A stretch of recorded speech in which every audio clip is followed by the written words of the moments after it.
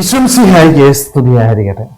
വിശുദ്ധ ലൂക്ക അറിയിച്ച സുവിശേഷം 21 അധ്യായം 16 വാക്യം. മാതാപിതാക്കന്മാർ, സഹോദരർ, ബന്ധുമിത്രങ്ങൾ, സ്നേഹിതർ എന്നിവർ പോലും നിങ്ങളെ ഒറ്റിക്കൊടുക്കും. ഈശോ കൃത്യമായ ഒരു കാര്യം മുന്നറിയിപ്പോടുകൂടി നമുക്ക് നൽകുകയാണ്. നിങ്ങളായിരിക്കുന്ന ഈ ലോകത്തില് ബന്ധുക്കളും സഹോദരങ്ങളും കൂട്ടുകാരും മാതാപിതാക്കന്മാർ പോലും നിങ്ങളെ ഒറ്റിക്കൊടുക്കുന്ന ഒരു സമയം കടന്നു വരുന്നു. ഒരുപക്ഷെ ആദ്യമൊക്കെ നമ്മൾ ചിന്തിക്കും എന്തുകൊണ്ടാണ് ഈശോ ഇത് പറഞ്ഞത്. പക്ഷെ ഇന്നത്തെ ഈ സമൂഹത്തില് ചുറ്റുപാടും നടക്കുന്ന കാര്യങ്ങളെ കുറിച്ച് 2000 വർഷങ്ങൾക്ക് മുൻപ് എൻ്റെ ദൈവം എന്നെ ഓർമ്മിപ്പിക്കുകയാണ്. ഇന്ന് നമ്മുടെ ചുറ്റുപാടും നമ്മുടെ ബന്ധുക്കൾ പലപ്പോഴും നമ്മളെ ഒറ്റിക്കൊടുക്കുന്ന സാഹചര്യങ്ങൾ ഉണ്ടാകുന്നുണ്ട്.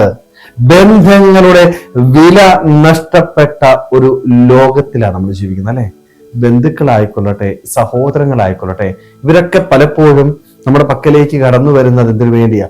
ഭൗതികമായ നേട്ടങ്ങൾക്ക് വേണ്ടി മാത്രമാണ്. ഈ ലോകത്തില് എനിക്ക് സന്തോഷത്തോടുകൂടി ജീവിക്കണം, എനിക്ക് സുഖ സൗകര്യങ്ങളോട് ജീവിക്കണം, എനിക്കെല്ലാം നേടിയെടുക്കണം. ഈ ഒരു ആവശ്യത്തിന് വേണ്ടിയാണ് പലപ്പോഴും ബന്ധങ്ങൾ പോലും നമ്മൾ ഇന്ന് വിനിയോഗിക്കുന്നത്. ബന്ധങ്ങളുടെ പവിത്രത നഷ്ടപ്പെട്ട ഒരു ലോകത്തിലാണ് നമ്മൾ ജീവിക്കുക. അതുകൊണ്ടാണ് ഈശോ മുന്നറിയിക്കുന്നത്, ആര് വേണമെങ്കിലും നിന്നെ ഒറ്റിക്കൊടുക്കാം. നീ ഒരു കാര്യം ചെയ്യണം, നിന്റെ ബന്ധങ്ങള് എപ്രകാരമുള്ളതാണ് എന്ന് ആത്മശോധന ചെയ്യണം.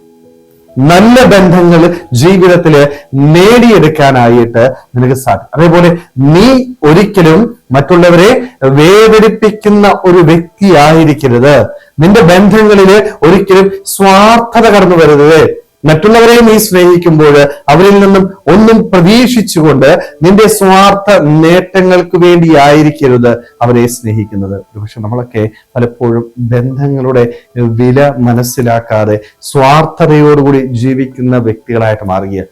പല നേട്ടങ്ങൾക്ക് വേണ്ടി നമ്മൾ ഈ ബന്ധങ്ങൾ വിനിയോഗിക്കുന്നുണ്ട്. എന്നാൽ യഥാർത്ഥമായിട്ട് ആത്മാർത്ഥമായിട്ട് സ്നേഹിക്കാനായിട്ട് നമുക്ക് സാധിക്കാതെ പോവുകയാണ്. സ്നേഹമുള്ളവരെ, അതുകൊണ്ട് നമ്മുടെ ജീവിതത്തിൽ നല്ല ബന്ധങ്ങൾ കാത്തു സൂക്ഷിക്കാം. ആരെയും ഭൗതിക നേട്ടങ്ങൾക്ക് വേണ്ടി സ്നേഹിക്കാതിരിക്കാനായിട്ട്, യഥാർത്ഥ സ്നേഹം ദൈവത്തോട് കാണിക്കുവാനായിട്ട്, ആ സ്നേഹത്തില് അടിയുറച്ചു നിന്നുകൊണ്ട് ഈ ഭൂമിയിൽ എപ്പോഴും നന്മ ചെയ്ത് കടന്നു പോകുവാനായിട്ട് നമുക്ക് ഓരോരുത്തർക്കും ആത്മാർത്ഥമായിട്ട് ആഗ്രഹിക്കാൻ ശ്രമിക്കാം. ദൈവം നമ്മളെല്ലാവരെയും സമൃദ്ധമായിട്ട് അനുഗ്രഹിക്കട്ടെ.